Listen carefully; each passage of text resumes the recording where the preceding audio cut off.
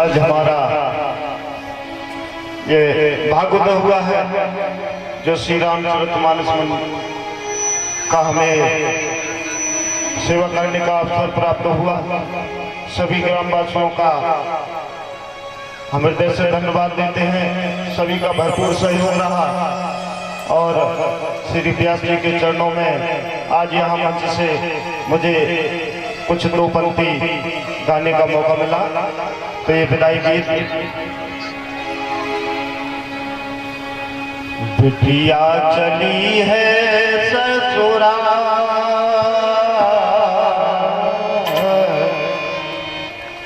बेटी चली है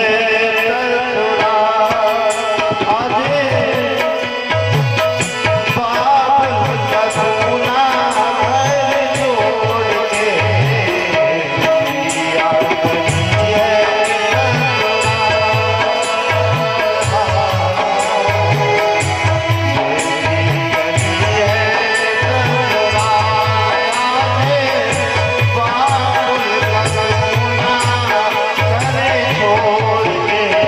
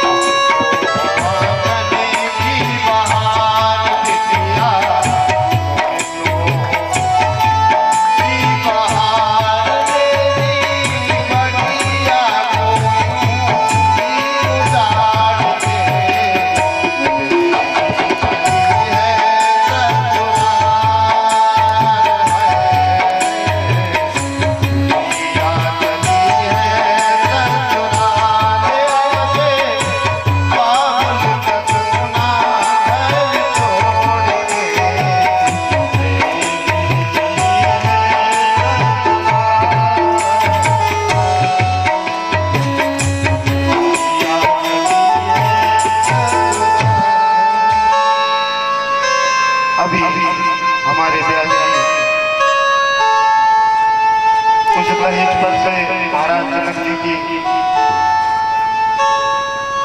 जो बीती हुई सुना रहे थे।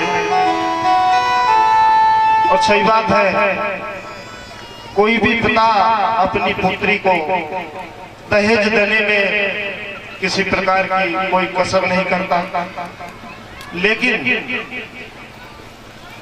जब बिटिया की विदाई होती है तो पिता अपनी गरीबी जो महसूस करता है उसका व्याख्यान थोड़ा सा इस भजन में कि बिटिया हो बे तू थने दैयो रामे गरीबी ऐसी दैयो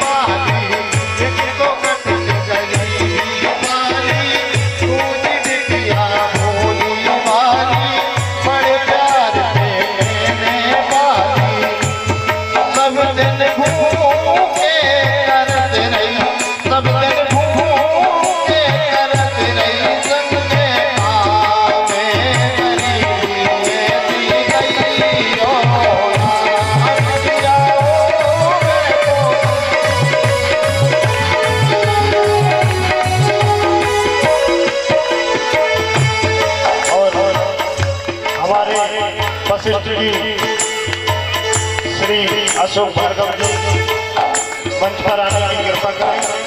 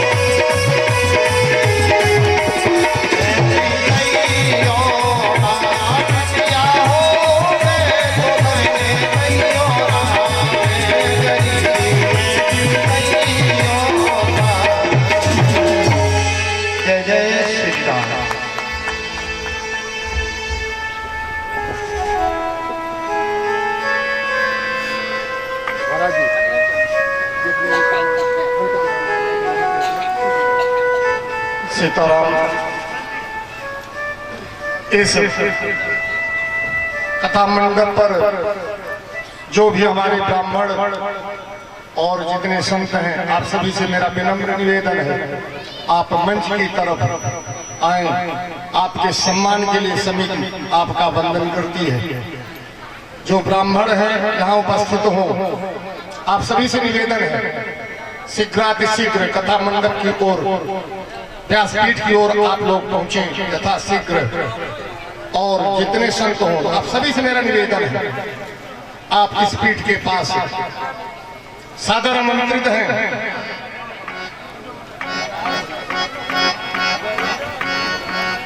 आप सभी से निवेदन है, यथा शीघ्र आप पधारें।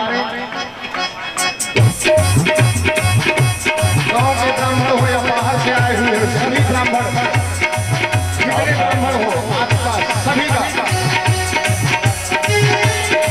सभी से निवेदन है, यथा शीघ्र पधारें।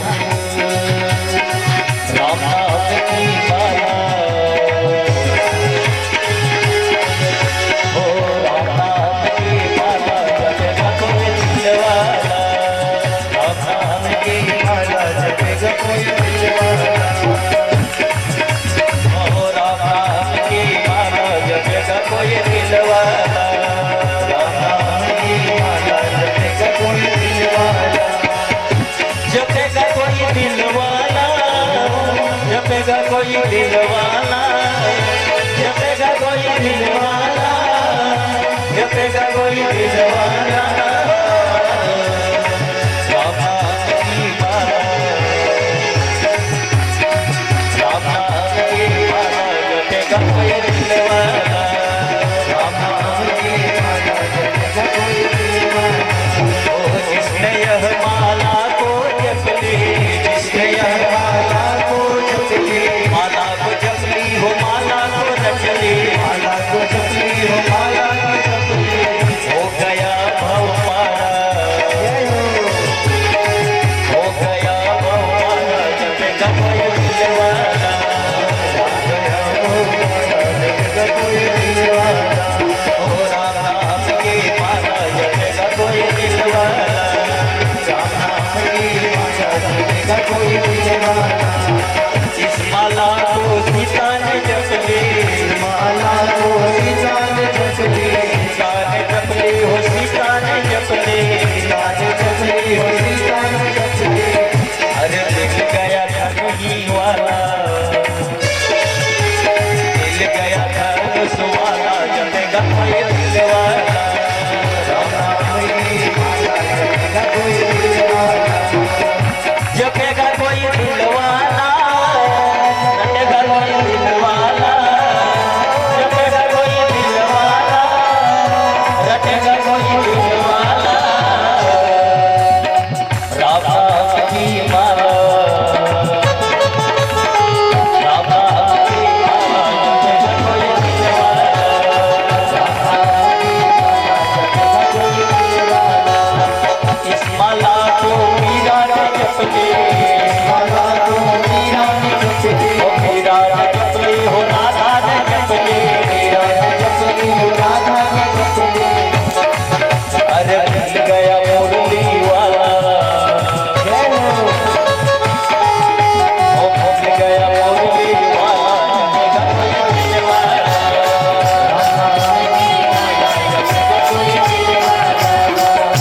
जपेगा कोई दिलवाला, जपेगा कोई दिलवाला, जपेगा कोई दिलवाला, जपेगा कोई दिलवाला, जपेगा कोई दिलवाला।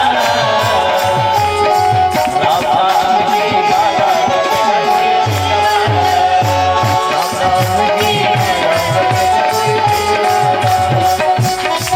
इस माला के इस गाँव वाले जप ले, इस माला के गाँव वाले जप ले, गाँव वाले जप ले, सकल खेड़ा वाले जप ले, सकल खेड़ा वाले जप ले। और जपे भक्तन सारा, और जपे भक्तन सारा, जपेगा कोई दिलवाला, राधा की माला, जपेगा कोई दिलवाला। इस माला को मैया ने जप ली, इस माला को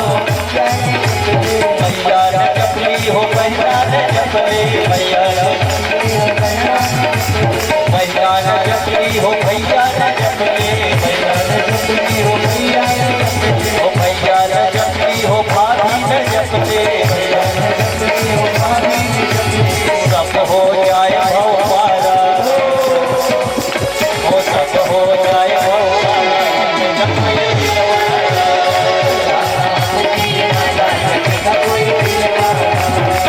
माला सब संतों ने जप लिया माला व्यास जी ने जप लिया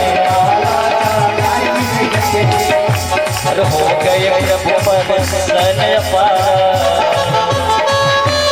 हो गए जब पर सन पारा जपेगा कोई दिलवारा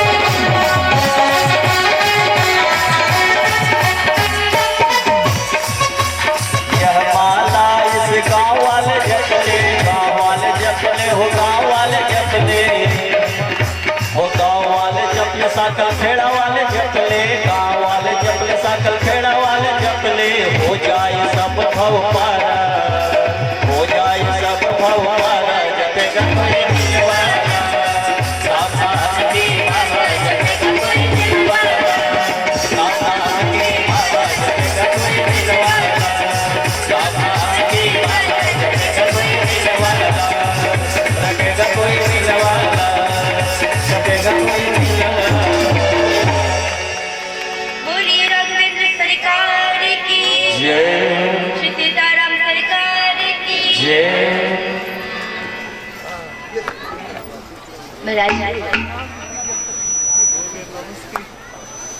श्री सीता जी अयोध्या को चली और श्री जनक जी महाराज कुछ दूर तक छोड़ने के लिए आए। नियम ये है कि आप जिसको जल्दी बुलाना चाहते हो उसको कोई नल तक छोड़ के आए। नल मिल जाए पहले या कोई तालाब मिल जाए या कोई नदी मिल जाए, आपको कहीं पानी दिखाई पड़ जाए, आप वहां तक उसको छोड़ के चले आइए। और अगर जल्दी बुलाना हो तो जनक जी महाराज कई तालाब निकल गए, लेकिन जनक जी महाराज जाना नहीं चाह रहे हैं, सोच रहे हैं छोड़े नहीं, दशरथ जी को विदाई में दूर तक भेजे। दशरथ जी ने समझाया, महाराज यदि आप हमें जल्दी बुलाना चाहते हैं तो कृपा कर आप लौट जाइए। और जनक जी महाराज लौटते हैं। आप जितनी दूर तक किसी को छोड़ने जाएंगे उतने दिनों के बाद वो आएगा। कई तो ऐसे मेहमान आ जाते हैं जो महाराज जाने का नाम नहीं लेते। एक तो हमने कहीं सुना कि फिल्म भी बनी, अतिथि तुम कब जाओगे, अतिथि से कह रहे तुम कब जाओगे, जल्दी जाओ। कभी कभी ऐसे अतिथि आ जाते हैं महाराज, तो जिनको आप चाहते हैं कि दोबारा जल्दी ना आए 2-4 साल तक, उनको उनके घर तक छोड़ने के लिए जाएगा। वो कहेंगे भैया घर तक छोड़ने आ गए तो फिर क्या, अब 1-1.5 साल तक नहीं जाएंगे, बाद में देखा जाएगा। और जिनको पानी तक छोड़ते हैं, जहाँ पानी दिख गया वहीं तक छोड़े तो फिर वो जल्दी लौट के आते हैं। महाराज भगवान श्री दशरथ जी महाराज चल दिए और अयोध्यापुरी को पहुंचने लगे। तो नगाड़े बज रहे हैं, ढोल बज रहे हैं, और इस नगाड़े ढोल में अयोध्या वासियों को पता चला, अब तो पटाखे चल गए, तो पटाखे दगते हैं तो महाराज पता चलता है बारात आ रही है। पहले नगाड़े ढोल थे, तो जब वो ढोल और नगाड़े बजने लगे महाराज अयोध्या वासियों को पता चल गया कि बारात आ रही है। सभी माताओं ने अपने द्वार पर कलश सजा करके रख दिए और कलश सजा करके रखे। कलश मंगल सूचक होता है, इसलिए द्वार के सामने कलश अथवा रंगोली पहले भी रखी जाती थी। रंगोली बनाई जाती थी, उसके ऊपर कलश, तो कलश रखा गया। और आज जब वो कलश रखा गया, माताएं अटारी पर खड़े होकर के, छत पर खड़े होकर के सबका स्वागत करने लगे, मंगल गीत गाने लगी। हमने उस दिन भी आपसे निवेदन किया था कि जितना महत्व वेद मंत्र को दिया जाता है, उतना ही महत्व माताओं के गीत को दिया जाता है। तो आज समस्त माताएं मंगल गीत गा रही हैं। आइए हम और आप उन माताओं की मंगल गीत को श्रवण। एरी सखी मंगल गावोरी, एरी सखी मंगल गावोरी, धरती अंबर सजावोरी, धरती अंबर सजावोरी, आज उतरेगी सवारी, आज उतरेगी सवारी। तेरी कोई काजल लाओरी, मोहे काला टीका लगाओरी, तेरी कोई काजल लाओरी, मोहे काला टीका लगाओरी, उनकी जब से दिखूं मैं तो प्यारी,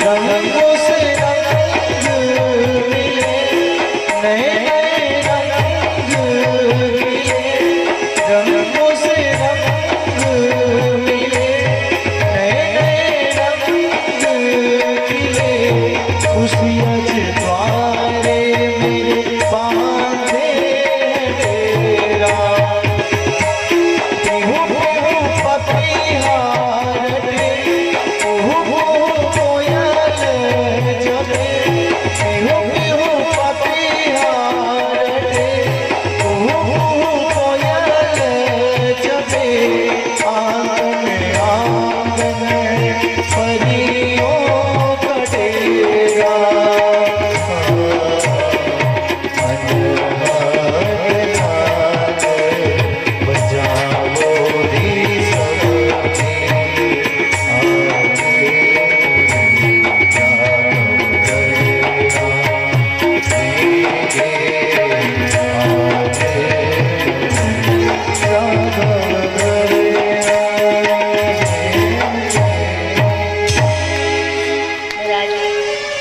सखियों ने मंगल गीत गाया और उसके पश्चात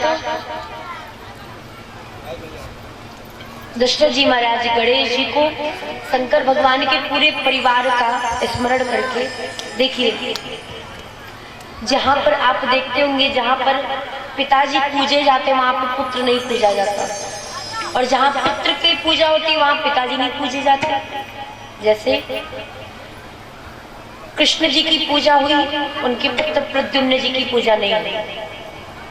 राम जी की पूजा हुई, उनके पुत्र लवकुश की पूजा नहीं हुई।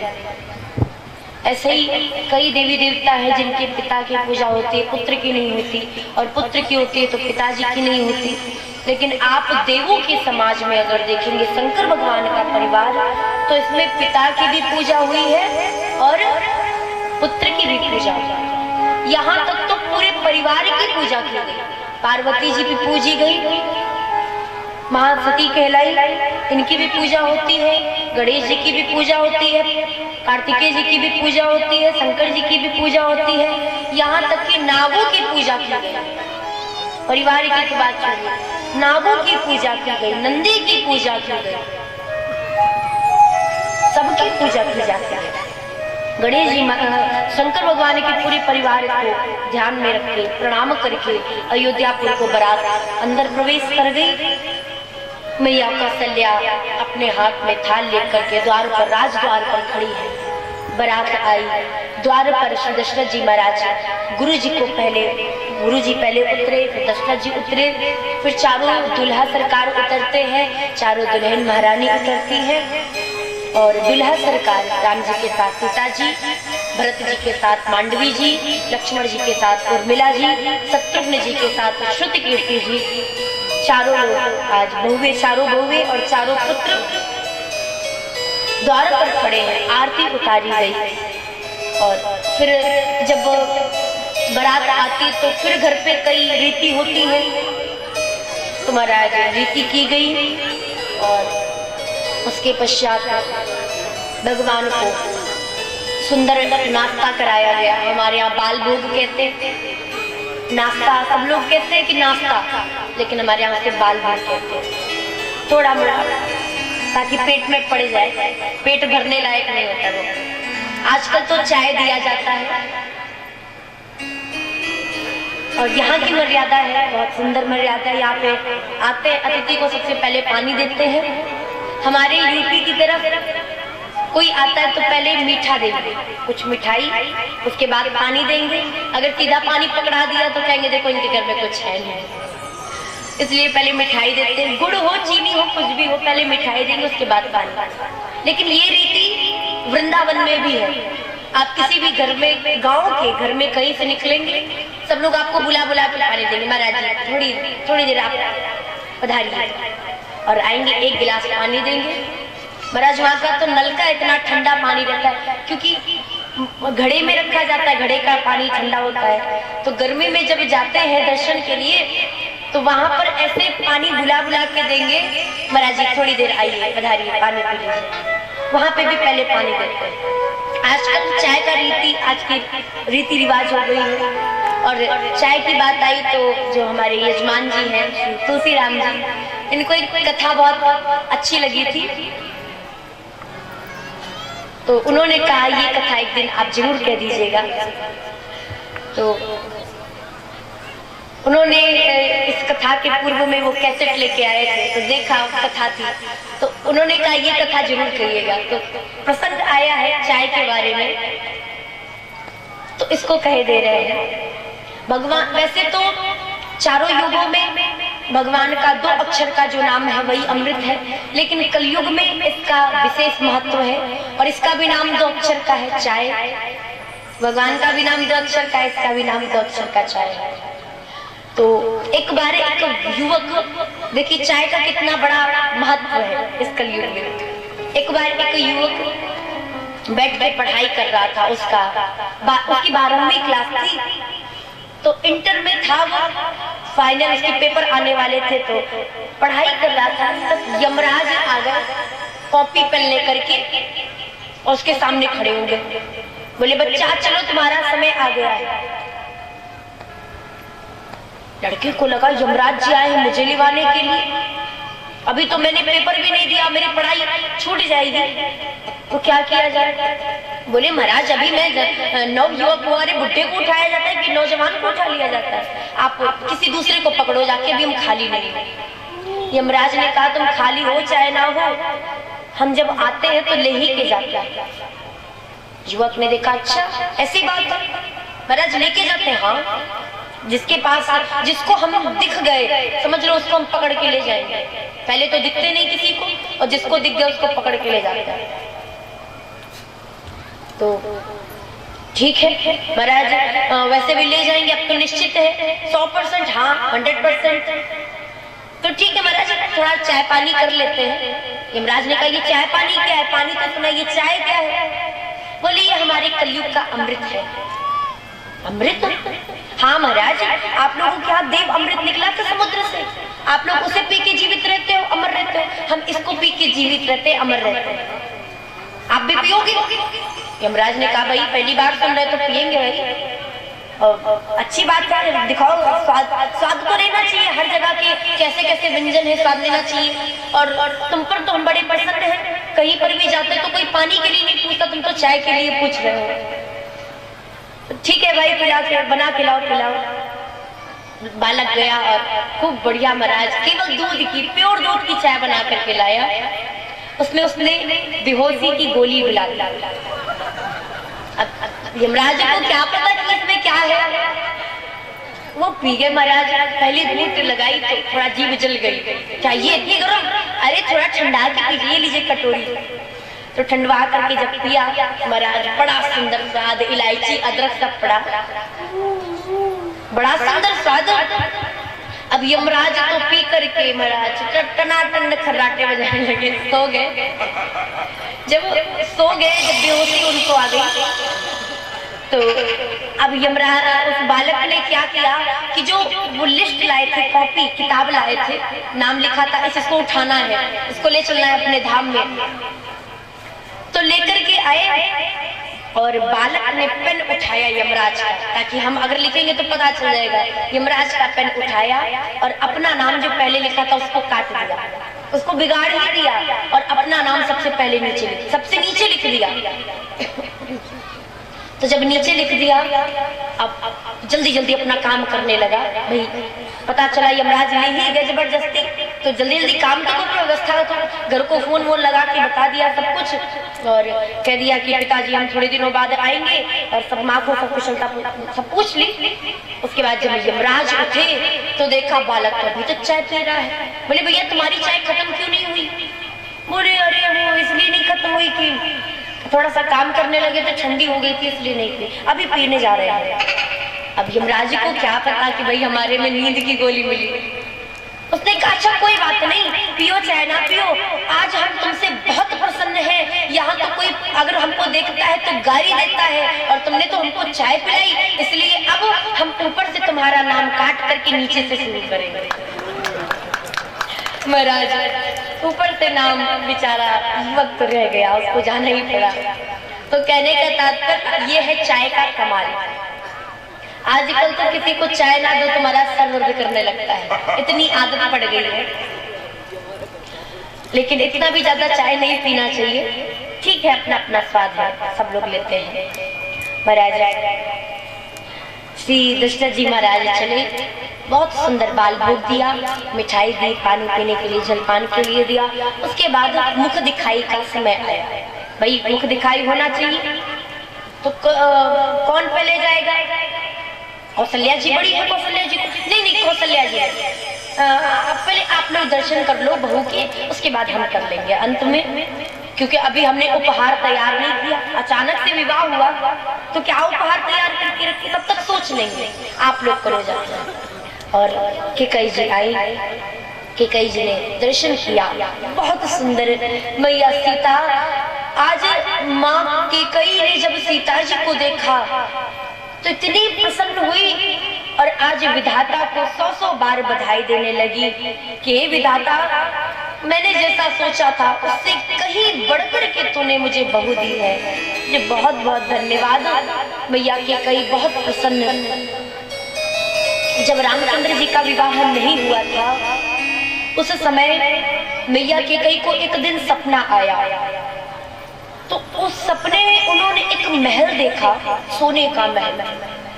तो जब सोने का महल देखा तो दशरथ जी से मांग की महाराज मुझे एक महल बनवा के दीजिए। तो जनक जी दशरथ जी महाराज तो इंद्र के मित्र, जब इंद्र दशरथ जी महाराज स्वर्गलोक जाते तो अर्ध सिंहासन आसन दे इंद्र अपने आधे सिंहासन को छोड़ देता। तो विश्वकर्मा जी को बुलाया, विश्वकर्मा जी ने स्वर्ण का एक महल बना दिया, कनक महल बनाया, कनक भवन बना दिया। तो जब कनक भवन बनाया तो कैकेयी जी बड़ी प्रसन्न, जैसा सोचा था वैसे ही एकदम उससे कहीं सुंदर है। दशरथ जी ने कहा अच्छा अब चलो देखते हैं कैसा अंदर कैसा है। भैया कैकेयी ने कहा ऐसा कैसे, पहले गृह प्रवेश होगा उसके बाद। अच्छा हाँ, तो पंडित जी को बुलाए। कैकेयी जी ने कहा नहीं नहीं अभी रहने दो, अभी मना कर दिया कैकेयी जी ने। और विचार किया जब मेरे राम का विवाह होगा तो मैं अपनी बहू को ये महल मुख दिखाई में दूंगी। और वही कनक भवन, कनक महल मैया कैकेयी ने सीता जी को मुख दिखाई में दिया था। आज भी आप अयोध्या जी में दर्शन करेंगे जाकर के तो वहां पर कनक भवन स्थित है। और सचमुच सोने का नहीं है लेकिन उसका रंग रूप बहुत सुंदर है। आप कितने ही मेले में क्यों ना जाए, वहां पर जो आपको शांति मिलेगी, लाखों की भीड़ रहेगी लेकिन इतना शांत वातावरण रहता है मानो यहाँ पर कोई है ही नहीं, इतना शांत वातावरण बहुत सुंदर लगता है। हनुमानगढ़ी में तो महाराज एक व्यक्ति भी अगर चला जाए तो इतनी महाराज इतनी बोलचाल, इतना हल्ला मच जाता है, परंतु कनक भवन तो इतना बड़ा है, बहुत बड़ा हॉल है और बहुत सुंदर है, लेकिन वहाँ पे कोई बोलता है तो बड़े बहुत शांत रहता है। तो वह दिया था मैया कैकेयी ने भवन। मैया सुमित्रा ने भी बहुत सारी भेंट दी। जनक जी महाराज के यहाँ से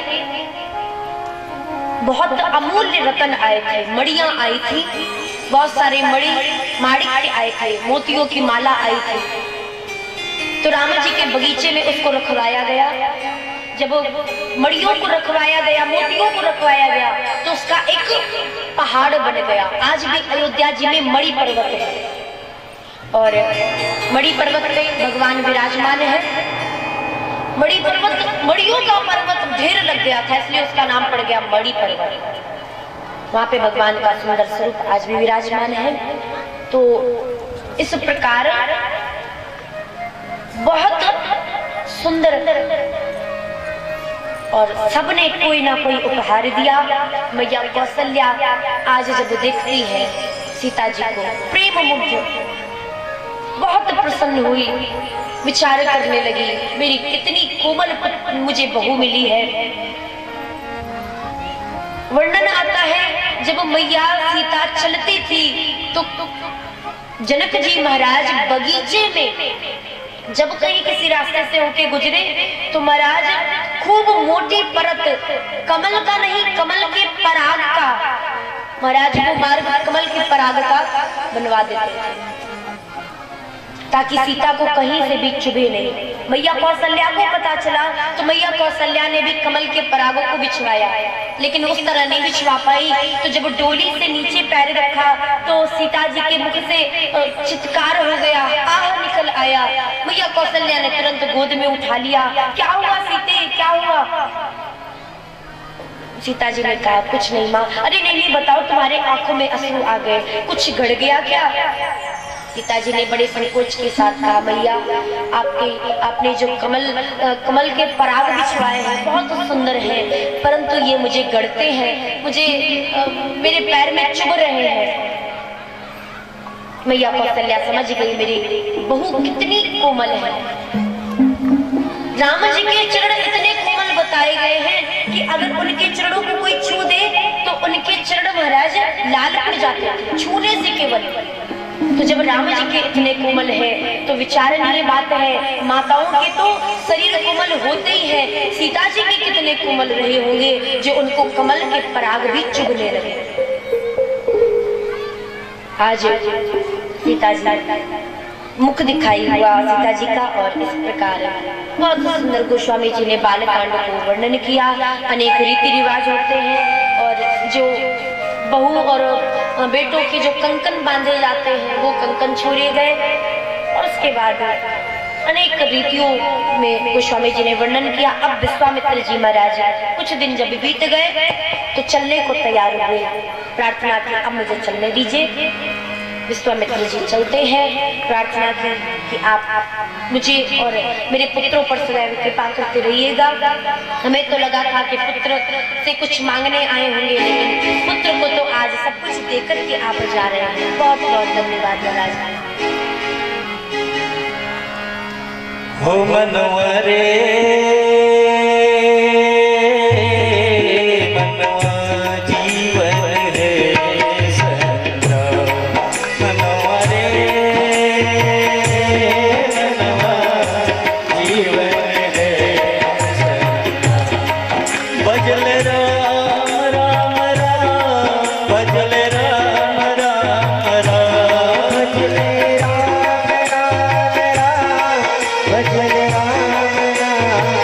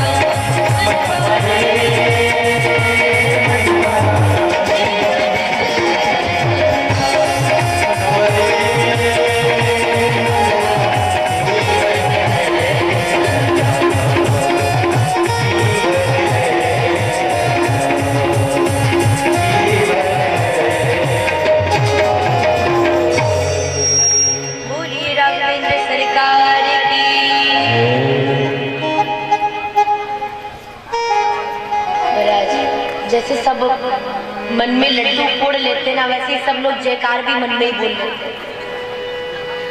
किसी को आवाज लगा करके बोलने की जरूरत नहीं पड़ती। बताइए, हम तो महाराज कथा आपको सुनाने का प्रयास कर रहे हैं, परंतु आप तो जयकार में भी कुछ प्रेम से बोलो, जय सिया राम। महाराज भगवान के विवाह के पश्चात विश्वामित्र जी महाराज अपने तपस्या के लिए पुनः गमन करते हैं। गोस्वामी जी महाराज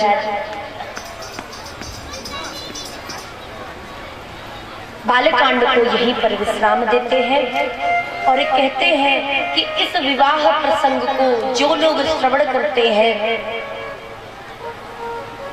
वे परम बड़भागी हैं, और जो लोग इसका गायन करते हैं वे भी परम बड़भागी हैं, क्योंकि भगवान के विवाह प्रसंग को कभी कभी सुनने का अवसर मिलता है और गायन करने का अवसर मिलता है। इसलिए गोस्वामी जी महाराज कहते हैं, आए ब्याह राम घर जगते,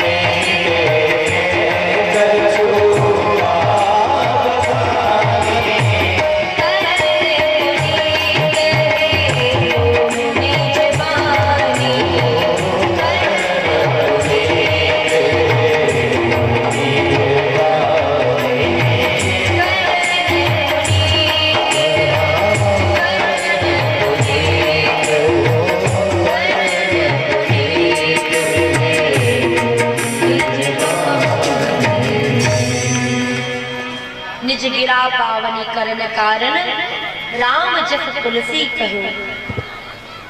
अपनी वाणी को पवित्र करने के लिए गोस्वामी जी महाराज ने इस प्रसंग को कहा और कहते हैं, उपवीत ब्याह उछाह मंगल सर्वदा जय गावही, वैदे ही राम प्रसाद तेजन सर्वदा सुख पावह। राम जी और सीता जी की कृपा से वे लोग सर्वदा सुख प्राप्त करते हैं। और इस प्रकार सिय रघुवीर ब्याह जे सब प्रेम गावहि सुनहि, तिनका सदा उचाह मंगलाय तन राम जस। उनके घर में ये गोस्वामी जी ने फलश्रुति बताई, वे सभी लोग खुश रहते हैं और उनके घर में आनंद की वर्षा होती है। तो हम और आपने कथा को श्रवण किया, भगवान के विवाह प्रसंग को। गोस्वामी जी महाराज बालकांड को यहीं पर विश्राम देते हैं। श्रीमद् रामचरितमानस कलि कलुष विध्वंसने प्रथम सोपान समाप्तः बालकांड समाप्तः। तो बालकांड को समाप्त किया। आज 8वां दिन है, अभी 7 कांड और बाकी है। अभी तो 1 कांड हुआ, अभी एक कांड की कथा हम और आपने सुनी। अभी 6 कांड और बाकी है। बालकांड, अयोध्या कांड, अरण्य कांड, किष्किंधा कांड, सुंदर कांड, लंका कांड और उत्तर कांड, ये 7 कांड है। तो अभी तक बालकांड की कथा सुनी, अब आइए अयोध्या कांड की कथा को सुनते हैं।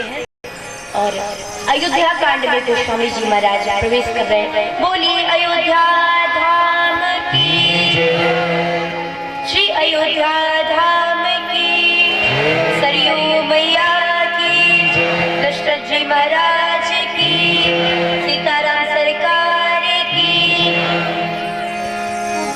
गणेश जी महाराज को प्रणाम करके गोस्वामी जी महाराज प्रारंभ करते हैं।